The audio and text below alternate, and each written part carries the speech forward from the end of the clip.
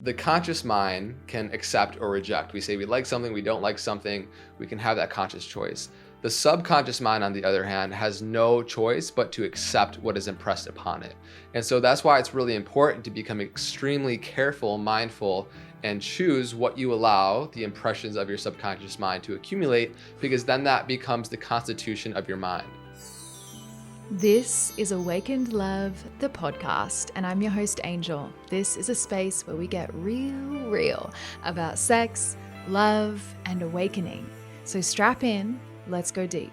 What's up, beautiful awakened humans, and welcome to another episode of Awakened Love. I'm your host, Angel, and today we are joined by a very special guest, André Duqum, who is a storyteller, a content creator, a spiritual guide, and also the owner of Meraki Media, which is the podcast production company that produces this very podcast. He has a podcast of his own called Know Thyself, where he stewards conversations of awakening and empowerment and brings spiritual concepts in a digestible and transformative format. And we're very lucky to have him here today, diving into all the juicy topics. So I'm excited to wrap your ears around it and strap in for the journey with André Duqum. What's up, sweet brother? Thank you for being here and welcome to the show. My honor. Thank you so much for having me, Angel. So you actually produce this podcast with Meraki Media and you have your own podcast, Know Thyself. Is that the name? Did I get it right? Yes, that is true. Yeah. So it's kind of fun to have you here as well. You're behind the curtain. You're in front of the curtain. Absolutely. So for people who don't know you, who is André? Hashtag podcast daddy. It's funny because I have my own production company, Meraki Media, and we help people produce behind the scenes. We do all the back end operations for people's shows and content creators who want to have a podcast, have a professional platform in which they can share messages of awakening, but they just need help supporting a professional frame around it. So I started that company 3 years ago. And it's been an incredible journey, something that I cherish so much and that I get so much fulfillment from, especially being able to get to work with friends like yourself. And, I've had a lot of practice being able to support people with their own channels and their own content mediums. And I just really love this understanding and I guess framework of media as medicine, the power that our messages can have and how blessed we are to be so interconnected across the globe. And on one hand, we're the most disconnected we've ever been, but on the other, we are literally the most connected digitally we've ever been. And with that comes a great power. And with that comes responsibility, to quote Spider-Man. and so I see the firsthand, the impact and the power, the possibility of media and how it can transform people's lives, because I've experienced that with myself. I mean, whoever's listening to this, I'm sure you've watched a movie or a documentary or seen a podcast or a piece of film that has just transformed the way that you view the world. And I've experienced that many times firsthand. And I know that that power is so very real. It's very viscerally felt within my own being. And I want to empower conscious creators to spread messages of awakening to support the raising consciousness on this planet that's happening right now. And so over the past 7 months, I've been fortunate enough to really put my passions into my own podcast, Know Thyself, which has been my favorite thing. It's been something that I really truly felt wanted to come through me, not just from me, but like that life was asking me to create something that had my unique, fingerprint, my soul's unique fingerprint to create this show in the way that only I could kind of do and create, from the guests that I bring on to the type of questions and conversations that I want to have, to the aesthetic and how it's produced and all of it. And so, I've, long story short, been on this path of self-realization and truth-seeking for a while, and now I get to infuse that and create media that really gets to support individuals that want to, come on me with on that journey with me. Yeah, I love that. Media as medicine. And you were talking about how, we're the most disconnected and yet connected we've ever been. How do you navigate that creative tension between this massive disconnect? I'm sure, again, everyone listening can resonate with this sense of, media and social media not helping us to be the most connected and enlightened. And yet there are also times, as you said, in which it awakens us. And I mean, I've connected with teachers and friends, and it's given me so much as well. How do you navigate that creative tension between connection and disconnection through media? Yeah, I mean, ultimately, the answer to so many of our problems is one, just first larger awareness, and then practice and implementation of that awareness and integrating it into our embodied experience. So, gaining awareness on our relationship to all things around us, all life, whether it's individuals, humans, or social media and our phones, like it's a double-edged sword. It can use us or we can use it. And so, it's great that we have the power to be able to use it in conscious ways and use it as a tool for education. But this little infinity box in our pocket also is very capable with large corporations literally researching how to keep you as addicted on the platform for as long as possible. They'll do the scrolling for you. You don't have to do a whole lot other than just keep getting dopamine served into your brain. And so it's just understanding and having it in its place, in its proper context, and using it as a tool. And so I love that we have it. I love how connected it makes us. And it's just our developing that awareness with the relationship we have to it, so it doesn't continue to use us. So it creates a tremendous amount of possibility. And I try to keep that in the forefront. And, there's this saying that the heavy chains of worry are forged in idle hours. And when you don't have a lot going on in your life, or maybe your schedule isn't filled with things that are purpose driven and work that you're excited to do, you're going to go towards what you get pleasure from most easily. Mm-hmm. And so whether that's pornography or whether that's social media or whether that's food or a snack, there's so many different ways in which we can try to seek pleasure. And really what that is reducing the tension that we feel from within, the pain that we can't seem to bear from self. And so the more that we gain awareness on that, the more we can develop a healthy relationship to it. And then it's just a process, it's progress over perfection. It's an interesting dynamic that we have. I think every generation is faced with their own problems unique to that generation. And this is just one of ours. You very peripherally brought something up that I realized we've never actually discussed on this podcast, and that is pornography. And I'm so curious on your perspective. Yeah. So my understanding in terms of like my framework and how I perceive pornography is there's a couple things. I didn't know we were going to go here, but let's go for it. Neither did I, honestly, but I'm like, let me pull that thread. Yeah. So, and in the yogic sciences, and on the path of awakening, there's a Sanskrit word called sanskaras, and these are the impressions that we accumulate throughout our five sensory body, right? So anything that we're intaking through our five senses, they leave an impression on us. Now, the conscious mind can accept or reject. We say we like something, we don't like something. We can have that conscious choice.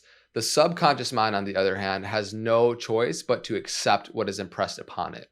And so that's why it's really important to become extremely careful, mindful, and choose what you allow the impressions of your subconscious mind to accumulate, because then that becomes the constitution of your mind. So is there inherently something wrong with anything? No, it's our relationship to it. Now, I find it very difficult to have a conscious relationship with something like pornography because it's something so easily to slip into an unconscious compulsive behavior with.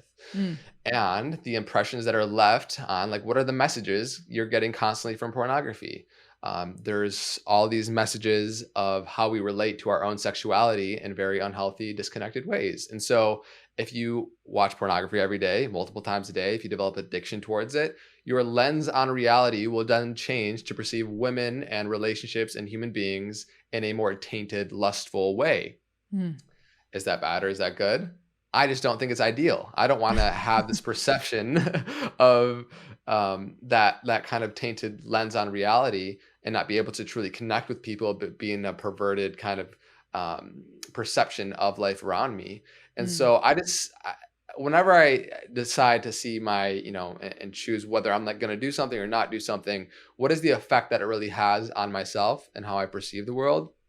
And then I can choose whether I want to engage with it at all, or if I want to engage with it in a certain context and have that choice from that point forward. But, it's an interesting one to navigate. we have the human animal within us. We can't throw our biology under the rug.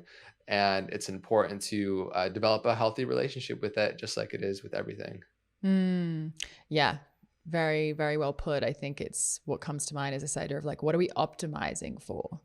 And it reminds me of social media in a way. That's kind of, I think, obviously why we brought that thread up in the first place is, yeah, you can have a healthy relationship to it, but there are certain things that are more challenging to actually have a healthy relationship with. And there's an exception to every rule, and there are contexts within which everything can be used in a high expression. Like the thing that I think of is, let's say, a couple watching ethically produced, usually, and I'm biased here, female produced, created pornography, things like X art. There are some really amazing ethical producers out there watching it because they don't necessarily have the framework, and they just want support in stimulating something new. It's like, cool, that can be really beautiful. And there are many, many infinite ways that it can be used.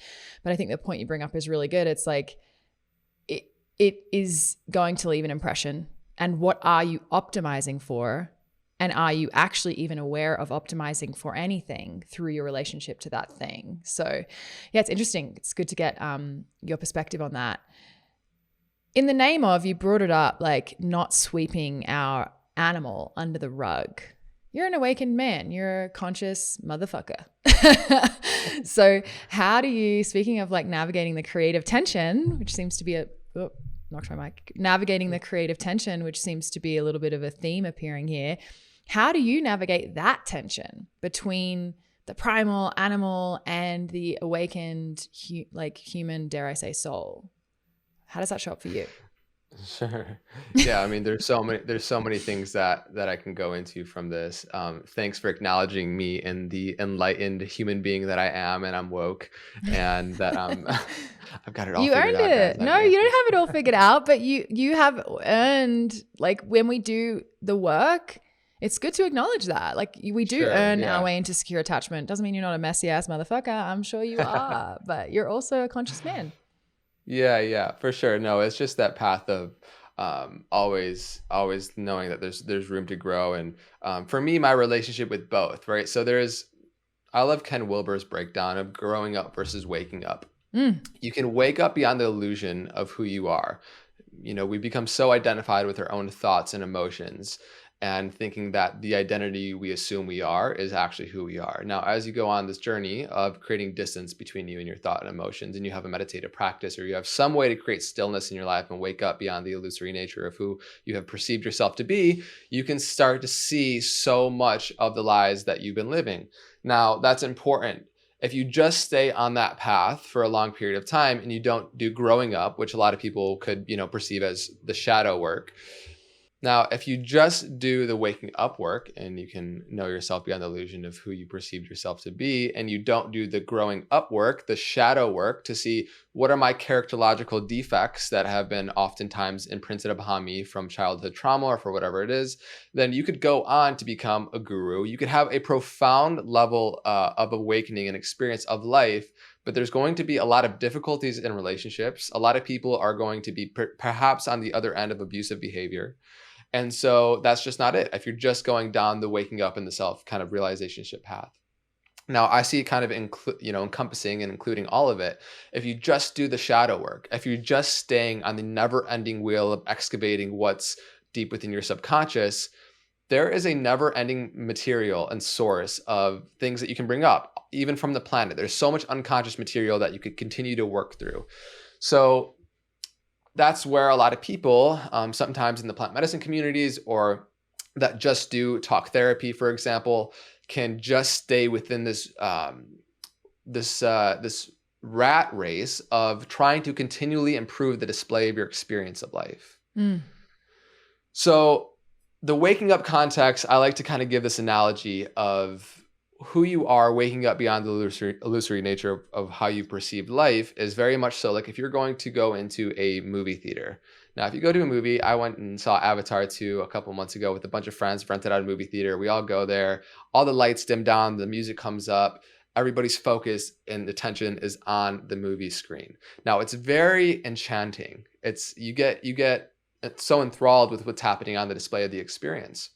Now I'm using that screen as a display, as an analogy and metaphor for our own experience of life. If you were to take that same movie theater and put it out in a more vast field, like broad daylight, you project it out on a big screen. Now all of a sudden you're not as enchanted with the display of the experience. You're not as enamored with what's going on. If there's a plane that goes on overhead, or you feel the sensation of grass on your feet, or a dog's barking off in the distance, all of a sudden you're not going to be so consumed with what's happening on the display of the experience. So if you're in a movie theater, if it's a sad movie, most people are going to be sad. If it's a happy movie, you're going to be happy. If you place whatever the content of your experience is in a larger context of awareness, for example, putting that movie theater screen in a larger context, like in a field, then you'll pay more attention when something more dense happens, like a big fight scene or some sort of explosion. But you're enjoying the ambiance of the display of the experience in which it's happening. So waking up to who you are on the path of self-realization is getting an embodied experience firsthand, viscerally, that this life very much so is an illusion of sorts, in the fact that there's a constant arising and falling away of phenomena that is the ever-present fabric of reality, and it's going to continually be that. Our nature is impermanent. And so with that, we can take the experience of whatever we're going through in life, whether it's a breakup or a blissful moment of some sort of career high, any difficulty, blissful, challenging, whatever it is, we see the impermanent, illusory nature of it. So we're not as attached to the expectation or the outcome. This is where the Buddhist view of non-attachment really comes in and helps us relieve our own suffering of life. On the other hand, right, if we're not doing the shadow work, there are, like I said, there's going to be all these characterological defects that are going to really create suffering for those around us. So I see both being inherently really valuable. One without the other is incomplete. And to become a holistic, integrated human being, it's a path of both being and becoming. Wow, I love that. And I love Ken Wilber. So yes. I think there is, a creative tension between our ability to observe and be in that witness perspective and our ability to be in the embodied experience. And I find that is, even within just spiritual practice and as a seeker, like that there's this beautiful creative tension between being the experiencer, but yet not being over-identified as the experiencer or with the experience, or not being too disidentified and only in observation, which can lean in its shadow towards avoidance. It's a beautiful dance. How do you implement that in your practice so that you're able to kind of tether between those two states, let's say?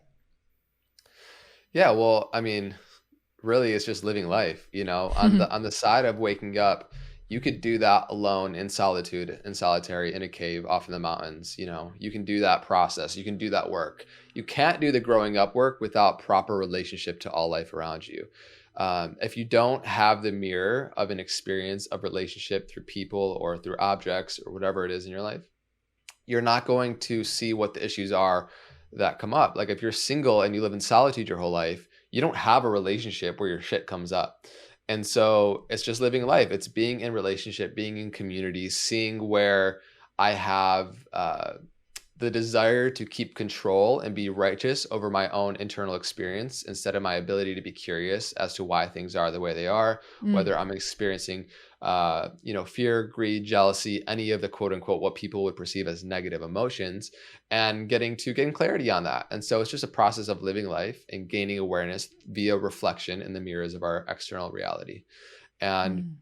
And then for, the waking up side, I've just created a devotional practice that I don't know what it is. Maybe it's certain individuals that I've met where I've just experienced a level of clarity from a pure system and what it's like to develop this kind of effervescence presence, this presence where you can live life and not be so bogged down by external trappings like so many people have been and continually are in modern society especially. And so I think I saw that and I realized how fast time really does pass. And one day we're all going to wake up, God willing, knock on wood, in our 70s, 80s, and 90s. And the time is going to pass. What we do and the environment we nurture ourselves in becomes a constitution of who we are and how we develop. And so I, saw that from an early age and decided that if I could create a disciplined devotional practice where it's a non-negotiable, where every day minimum, I'm going to have a practice that helps me cultivate me knowing myself at a deeper level, then over time, that's just going to be the result. That's going to be the consequence of the actions I take. If you do the right things will happen to you in life. And so that's what I really instilled over the past 7 years, where I haven't missed a day of my morning practice. And that's evolved, and what that's changed and looked like over years, from Vipassana to different Kriyas and breath work and emptiness meditations, all the different tools that I use now. But having a practice where you can have that disciplined devotional time for you to know more of who you are is just so pivotal to really actually learning more about yourself over time, because it is a process. It does take time, and being able to choose that for yourself and stay committed to it, that consistent aligned action over a sustained period of time will lead you to some wild places in life, within, internally, and externally. Yeah, we don't get to skip it. There's just no way around it. Everyone listening has heard me say it so many times, and my clients hear me say it all the time. I personally have never met anyone from whom I want to deeply learn. And of course I learn from everyone and everything, whether I want it or not, but the people from whom I'm like, wow, I want to be around your nervous system, I want to learn from you, are people who have a devoted daily practice. It's just, you just don't get to skip it. Yeah, so beautiful to hear you discuss that. You touched on it, but I'm curious in this moment, and I'm sure it continually evolves and shifts, but how did you wake up this morning? What did your practice look like? This past week has been pretty crazy for me. I had 4 podcasts last week, and then the past 3 days I've been in a yogasana teacher training, or kind of yoga training thing with Isha here in LA. And so I just got back last night from 3 days intensive of learning all these different asana practices. And so this morning I woke up, I turned on my sauna, and I did my practice out in the sun. And I did my Shambhavi Mahamudra, which is like a 25-minute practice, and different my yoga practice. And sometimes that expands into other things such as breath work, such as different kriyas, which I don't have to say the names of right now. But after that, I threw on a podcast that I was reviewing. I hopped in the sauna at 175 degrees and sweated my butt off for 25 minutes. And then cold plunge is getting fixed right now. So I took a cold shower, got ready, and did some other things, but now I'm here. So it's some form of my meditation practice and my devotional practice before I touch my phone. And I think that's the biggest key, is if your brain jumps to different brain states right when you go onto your phone first thing in the morning, you're setting yourself up for failure. And it's just so important to have a cue that after you exit the bathroom first thing and waking up in the morning, you go and you sit on your mat or in front of your altar or whatever it is, and you create that space for yourself. And then you just set yourself up for a different level of energetic presence for the rest of the day. So that's what mine today looked like, and it looks like some form of that every day. Yeah, that's how you develop that inner infrastructure, that energetic infrastructure, to be able to withstand life with a level of presence and engagement. Yeah. You were talking about a little before, you were describing kind of relating to everything, just being in life and being in relationship. I'm curious, what has been most impactful? Maybe it's been a piece of advice, or maybe it was a book or a teacher or a tool, but what has been most impactful for you around relationship mastery? I think gaining awareness and clarity onto how we relate to everything in our life that's the most important, quote unquote, relationship. It's like our relationship to relationship in general. And it's important to gain awareness of where the desires within us are coming from. It's an inherent part of being human. We couldn't exist without desire as a fundamental framework for existing. Now, having the understanding that you go into relationship, let's take romantic partnership, for example, not to extract joy, but to experience joy. Mm. Oftentimes, when we're in the seeking of a more pleasurable experience than we are currently going through, we are going to be dependent on somebody showing up the way that we want them to for us. That's not actually relating. That's relating with the version of ourselves that we're projecting onto somebody. And when you see that, it can be so painful because you realize you've been living a lie and you actually haven't been loving somebody for who they are, for their being. And so it's important to create compassion and space for the parts of ourselves that have done this. It's part of being human, it's part of the journey. And when you see that, then it completely changes how you go into relationship. You are no longer going into, when you meet somebody or you're in exchange with in a dialogue or conversation, saying, what can I get from this person? But there's this natural urge to give. We want to show up in service. We want to show how we can share love. And that doesn't mean that we can't receive love from the other person in the times where our cup is empty. But to not go into relationship under the illusion, thinking that we are going to find our happiness, peace, joy outside of us, period, let alone in another person. That is a recipe for disaster. Oftentimes it takes being in those dynamics to realize that it doesn't work, to then wake up to the fact of how it actually can work. And so it's a process of awakening and growing up and waking up, like we spoke to. But having that understanding is really important. So when it goes into food, or like we spoke to, pornography, or anything that we're seeking pleasure from, Carl Jung said that pleasure is simply tension reduction, meaning we are trying to reduce the tension from being. And inherent in the Declaration of Independence, it even says, in the pursuit of happiness, meaning that happiness is somewhere external that we'll get once we create a display of our experience that we're happy with. Now, I get the ethos of it. I get how that's important in rallying a nation to adopt a consumerist mindset and all the things. And if we are continually in the pursuit of something that we always have within us, it's like a dog chasing his tail. And so having that Hungry awareness, ghosts. having that yeah, exactly. So having that awareness, having that understanding, and it is a process, again, progress over perfection, where we can have these insights, we can wake up to these truths and have these awareness, and then we put it into practice in our own daily life, where we go into relationship and you do a self check-in of when you share a reflection or you're in conversation or you want to make for an ask, you get to see, where is it coming from? So I'll just pause there. Yes. Oh my gosh. I mean, there's so much in that. It's a life's work, I think, really.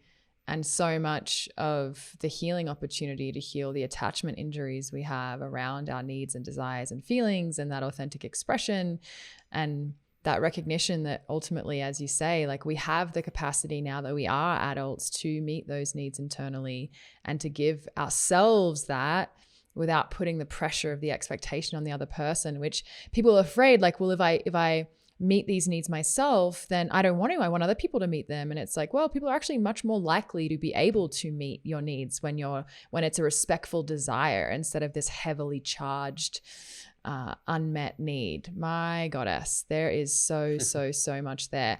What do you do when you catch yourself? I mean, I'm hearing you talk about a self check-in, but if people are listening and they're going, ooh, ooh, I'd be doing that. What do you do when you catch yourself in that moment? Is it just a self check-in? Is there anything more? What if you don't even catch yourself in it? You're already acting it out, let's say, in a relationship. How do you repair?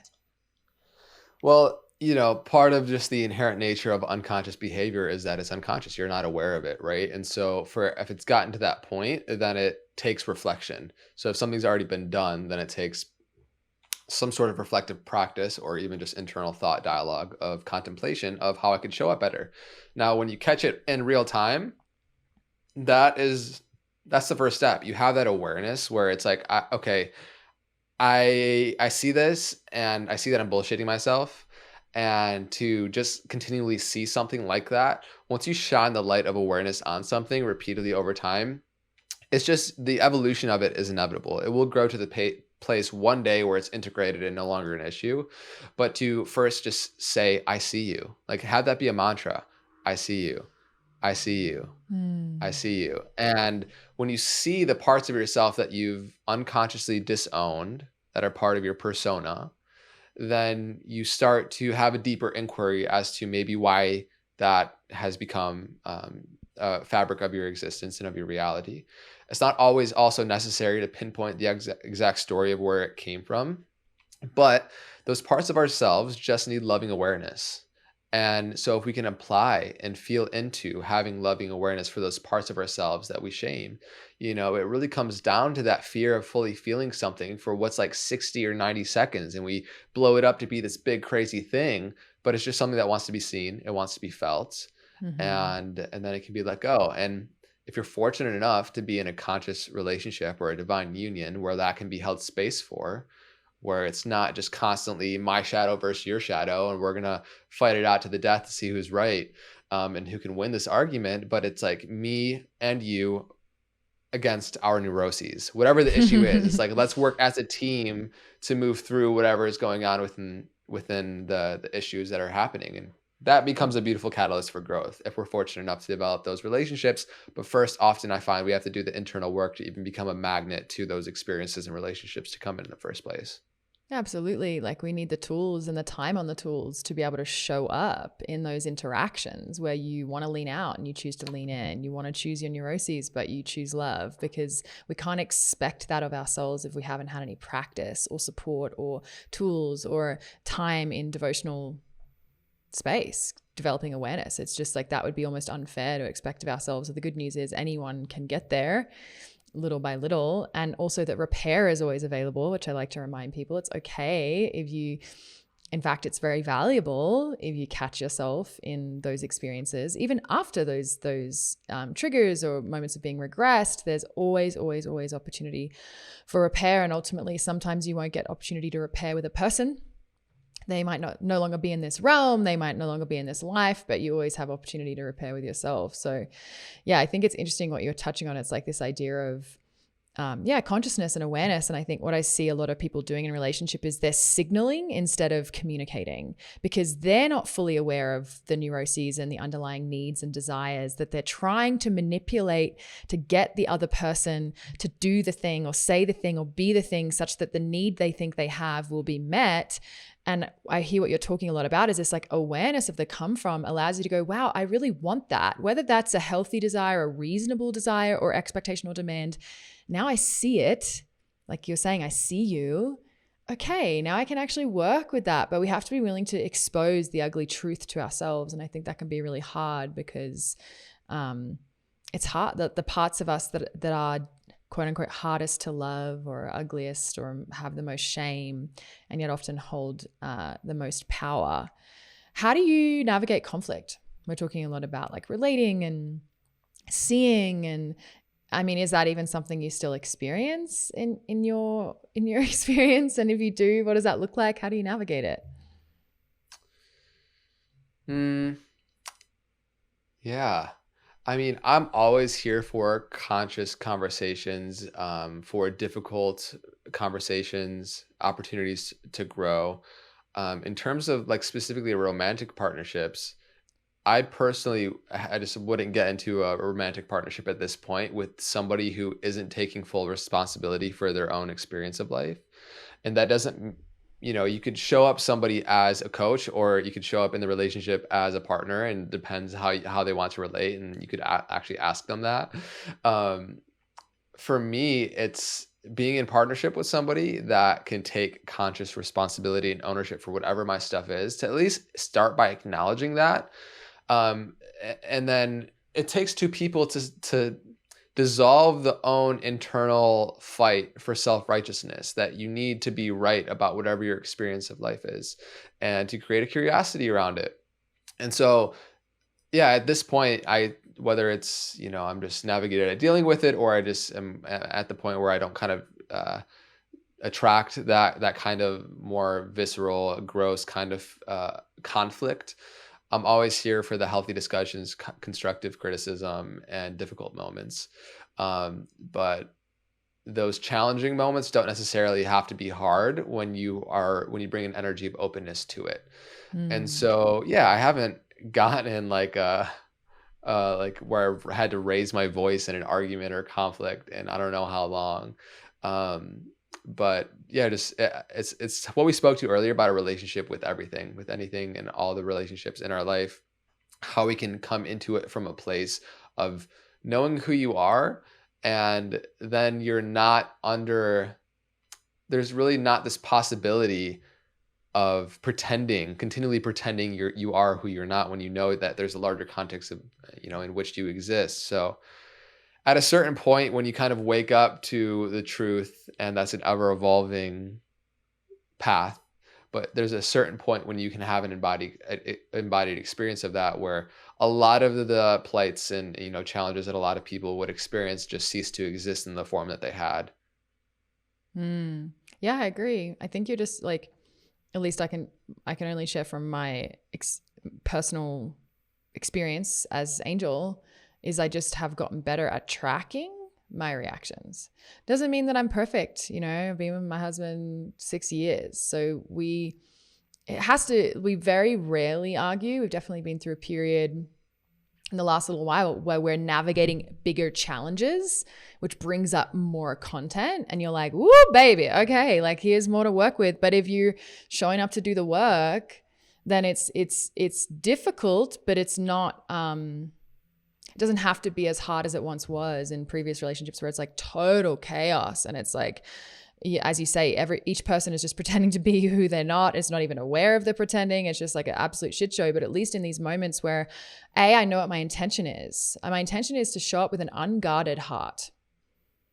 Like there's nothing to defend. And if I can track in myself, which I do, I'm like, ooh, I'm actually starting to guard my heart right now. Like I need either. And what's interesting is I used to need space, and what I'm noticing, and hey, like I could have my ass humbled this afternoon, we don't know.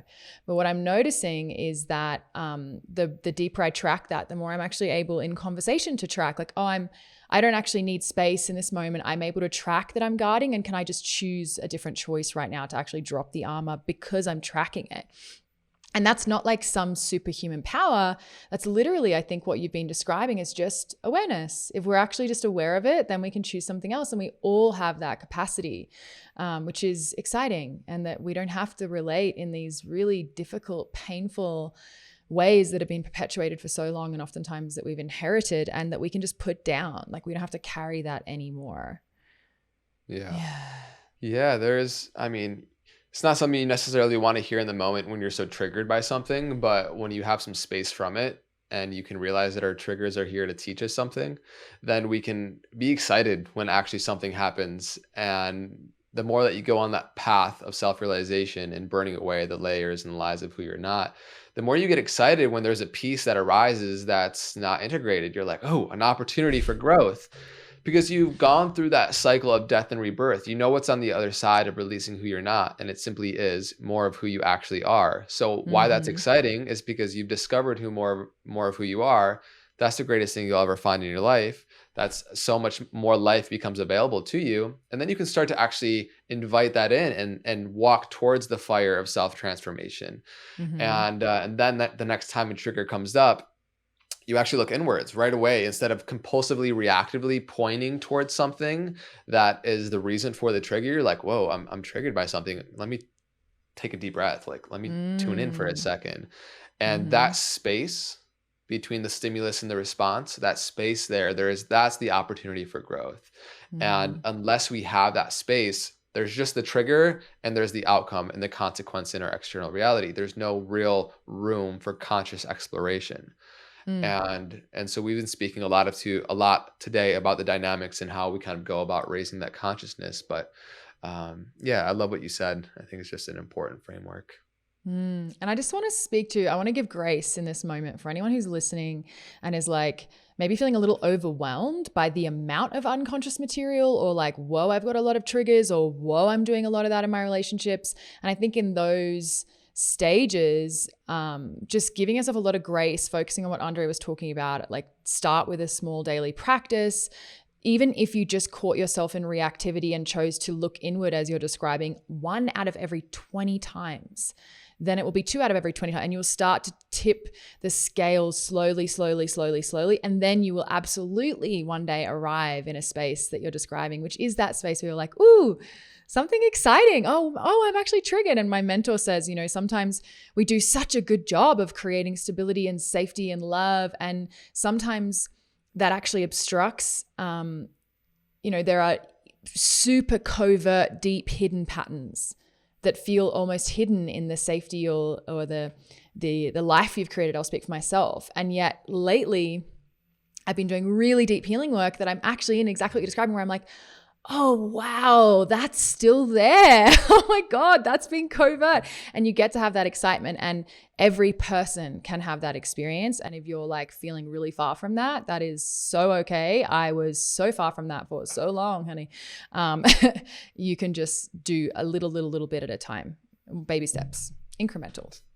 Yeah, beautiful. Yeah, I love that invitation to just honor your path fully wherever you're at right now, and not to idealize some level of awakened existence, just to be where your feet are. And as you grow on your journey, those challenges become more and more subtle, and they take really big things, to shake you up in the same way, like a big breakup with a long-term partnership, or more visceral death, like those times that are really that really test you. I find, it's all bullshit until it's tested in the fire. Those are the real opportunities for growth. And so wherever you're at right now, just be where your feet are. And as you grow on your journey, the opportunities for that become far and few between. So, cherish where you're at. Yeah, enjoy it, weirdly. Yeah, for sure. Can we talk a little bit about the difference between devotion and motivation? Sure. Yeah. So I guess what's coming up in this moment is that, especially in the Western society, we live in a very capitalist, patriarchal system where we are taught, and it's propagated and romanticized, that if you want more in life, that you have to do more, and that to do more, you need to be motivated, because oftentimes you only need to be motivated to do something that you're really not stoked on doing in the first place. If there's something that's genuinely pulling you, then you're going to go in that direction. Instead of internally feeling like you have to push yourself, what is pulling you in your life? And that takes the deep work over a sustained amount of time. And like we've been speaking to, burning away these lies and these narratives that you picked up from society or from your family of who you think you should be. Once you start to quiet that, and you find stillness, and you go in nature, and you do the deep work, and you excavate the shadow material, and you wake up beyond your small identification with a limited identity, then what starts to become available to you is a much larger horizon of possibility, and life's intelligence wants to move through you. And that's where I feel like devotion and this devotional way of being can actually come online. When you feel that, it is the best feeling of life. In life, in my experience, the more I find a path of alignment where I'm literally waking up and stoked to do what I'm doing, I'm getting pulled into something that is inherently feeling like it's a service to the planet, but it's also making me feel like I'm useful. I'm useful in this existence. I'm putting my gifts and my skill sets together. I love it, and I can get rewarded and financially compensated for it. And it encompasses it all. It takes a path to get to that point, right? And so it takes doing the work. And I had a conversation over dinner a couple of weeks ago with Gabor Mate, and I really love this distinction between your calling and being driven. Now, being driven oftentimes has kind of unconscious motives that are beneath the scenes, right? And it's just something that you feel like you compulsively need to do. Being called to something, you can pick up the phone or not, but it's your choice. And so the difference between what are we being driven towards in life versus what are we being called? What do I feel like life is asking of me? When you find that voice and you start to listen to it, and the more that you pick up that phone, and the more that you realize that God's talking on the other line and that you want to keep picking that up, you realize that the universe rewards people who are moving with life's intelligence in that way, and that more opportunity and abundance. The universe wants to conspire to support individuals who are living in their dharma. And so that devotional way of being comes online when you start to unravel and discover what your unique dharma is. And so it's a process. It's a constant state. Life is of contraction and expansion. There's going to be parts of our lives where we feel like we have to have this drive to financially sustain ourselves or our families or those around us. And I totally make space for that. Like that's important to honor where you're at. And as you start to create a life for yourself where you have more choice and you start to reclaim what genuinely lights you up in life, then you can answer that calling more and more. And that devotional way of being, to where it's not even a choice anymore. It's like that choiceless choice of feeling like you wake up and life is pulling you in a direction. That way of living is much more enjoyable than just being driven by all these unconscious desires. Yeah, that has moved me really deeply, Andre, like really. Yeah.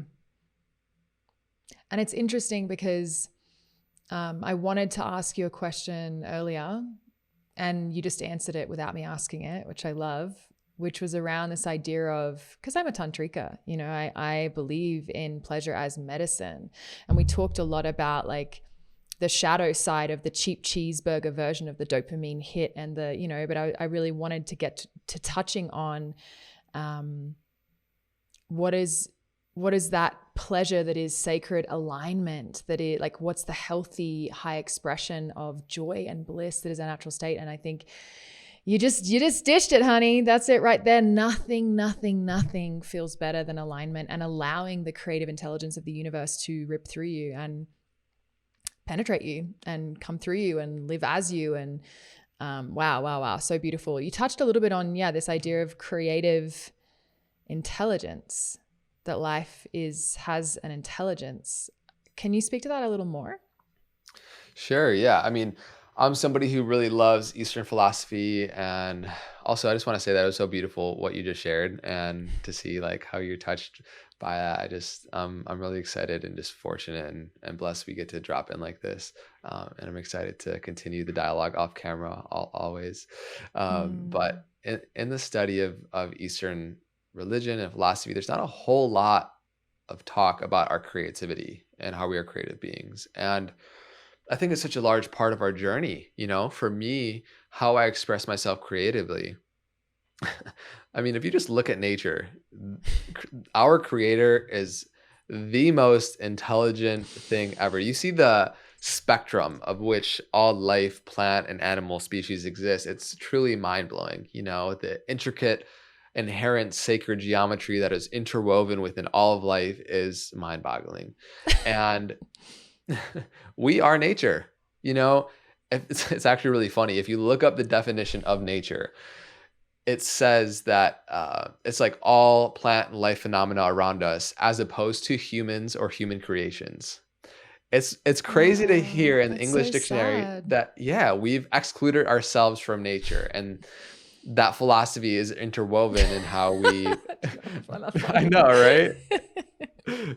It's crazy. And that feeds into the narrative of viewing a tree as a resource and a piece of wood instead of another life, you know? And so it feeds into the capitalistic mindset that, you know, drives our economic systems to a large degree. And so that's there. But when we do actually realize that we are nature and that life is intelligent, and we start to tap into this alignment and find devotion and make space for what wants to come through us, then you'll find that whatever you're doing in life, whether it is something more in the, I guess, public speaking realm of podcasting and speaking on stages, or if it's art and painting and music, or if it's being a school teacher, or if it's being a basket weaver, whatever your craft is that you love to do it, you can infuse life's intelligence and that joy that can come through it. And then you can create what only you uniquely can create. Because if you look at all life around us, they're one of one. They are their own expression of life. We are one of one. We are our own expression of life.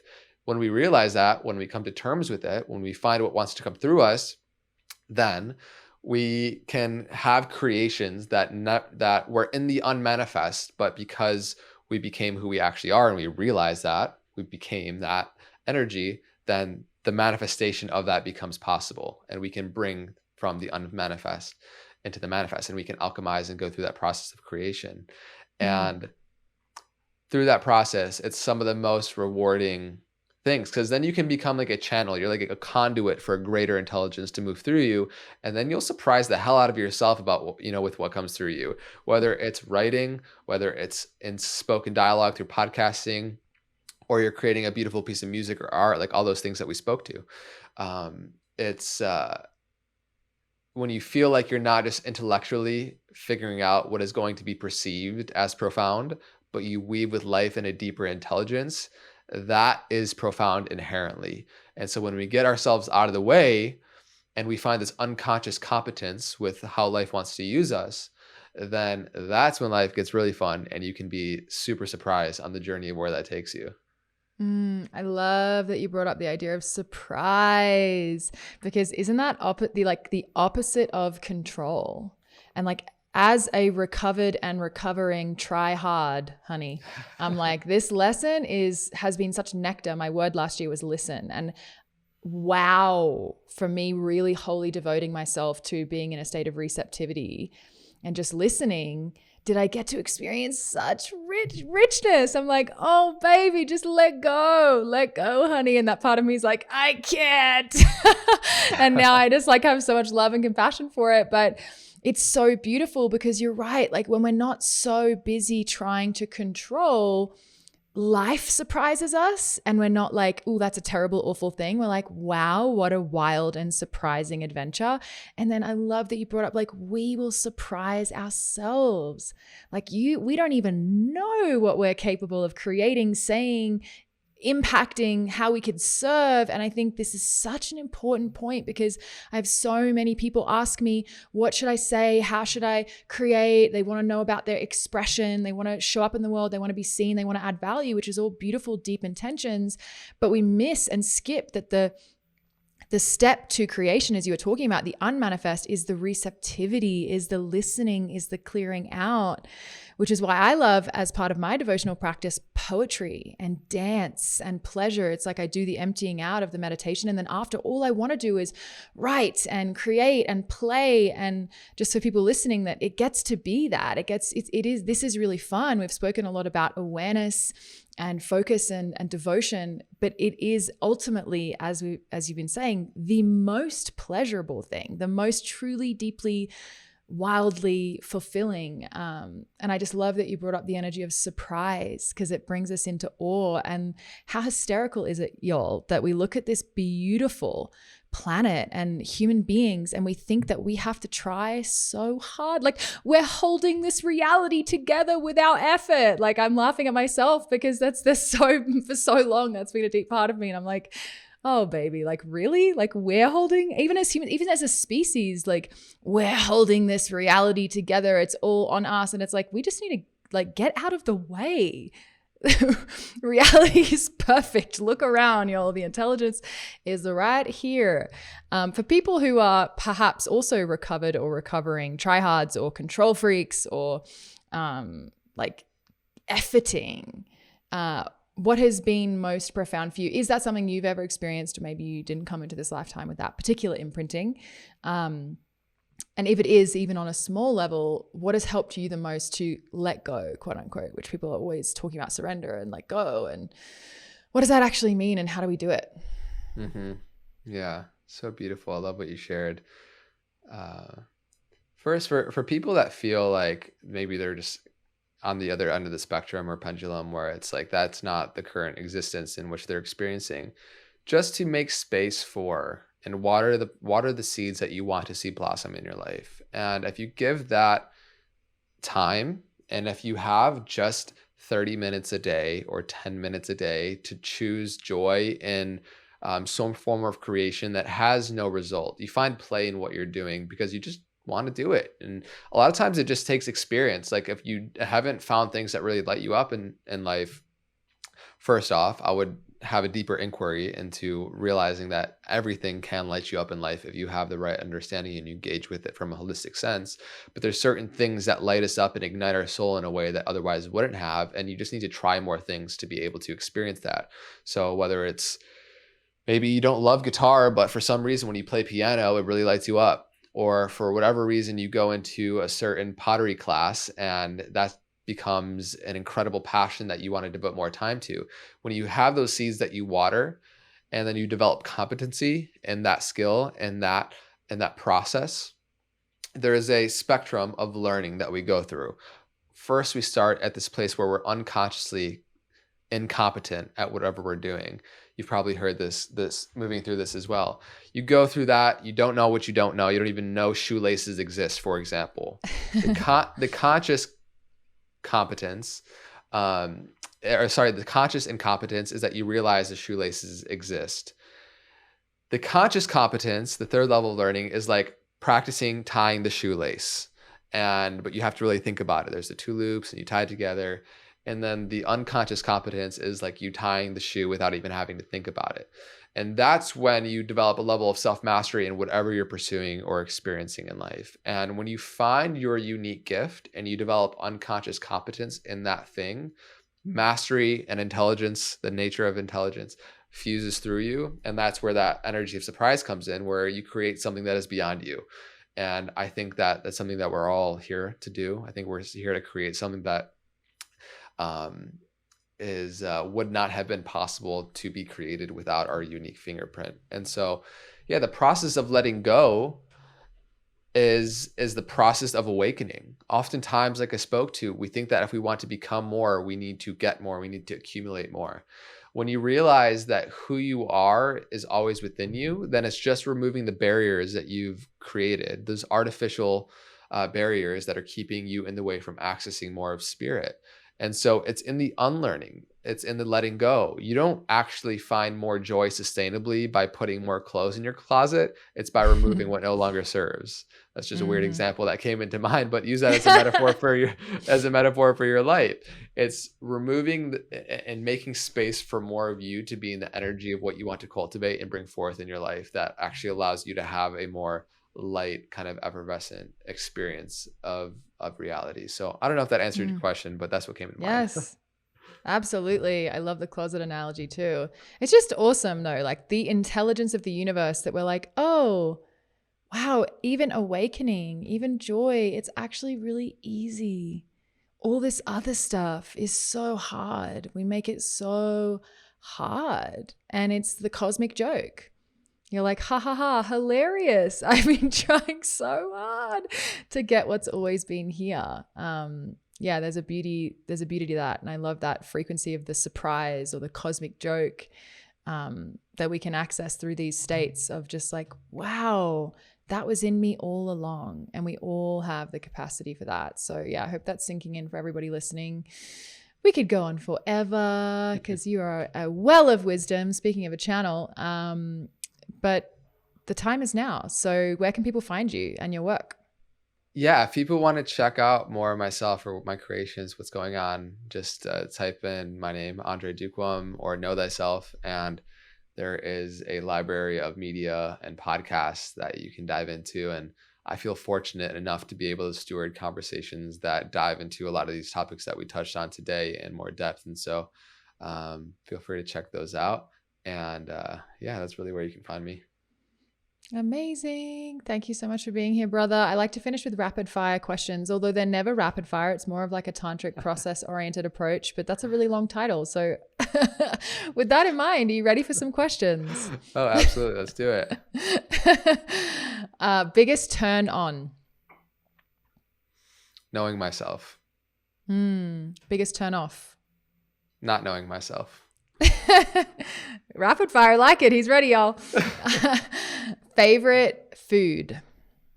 Like last meal before you die food? Probably mujaddara and hummus from my mom's cooking. It's like an Arabic lentil dish, and it's incredible. But yeah, mom's cooking. I'd be happy to go out with that one. Yum. And if you could be any animal, what animal would you be?